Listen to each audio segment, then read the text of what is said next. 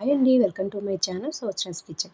ఈరోజు రెసిపీ వచ్చేసి రొయ్యలతో పకోడీ ఎలా తయారు చేసుకుందామో చూద్దాం రండి. ముందుగా రొయ్యల్లో కొంచెం పసుపు అలాగే పెరుగు వేసి శుభ్రంగా కడుక్కోవాలండి. ఇలా కడుక్కొని ఒక గిన్నెలో వేసేసుకున్న తర్వాత ఇప్పుడైతే మళ్ళీ పసుపు ఆయిల్ వేసుకోవాలి. వేసుకున్నాక మనం ఇప్పుడు దీన్ని స్టవ్ మీద పెట్టేసుకుందాము. చూసారు కదండి, నీళ్ళు చాలా ఎక్కువగా వచ్చాయి కదా. ఈ రొయ్యలు అనేది నీటి % ఎక్కువగా ఉంటుంది కాబట్టి ఈ నీళ్ళు మొత్తం ఇనికిపోయేదాకా మనం వీటిని వేయించుకోవాలి. చూసారా, ఇలా పొడి పొడిగా వచ్చేలాగా చూసుకోవాలండి.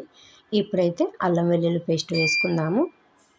అలాగే ధనియాల పౌడరు, అలాగే గరం మసాలా, సాల్టు, కారం, నిమ్మరసం వేసుకోవాలండి. ఇది శుభ్రంగా ఒకసారి కలుపుకోవాలి. ఉండలు లేకుండా కలుపుకోవాలండి. ఈ వీడియో కానీ మీకు నచ్చినట్టయితే లైక్ చేయండి, షేర్ చేయండి, కామెంట్ చేయండి. చూసారు కదా, ఇప్పుడు 2 టేబుల్ స్పూన్ కార్న్‌ఫ్లోర్ వేసుకుందాము. అలాగే 1½ టేబుల్ స్పూన్ బియ్యం పిండి కూడా వేసుకొని ఉండలు లేకుండా కలుపుకోవాలి. మధ్య మధ్యలో కొంచెం కొంచెం నీరు వేసుకుంటూ మనం కలుపుకోవాలి. చూసారు కదా, ఇలాగా. ఇప్పుడు ఈ రొయ్యల్ని వీటిలో వేసుకొని మరొకసారి ఈ మిశ్రమాన్ని కలుపుకుందాము.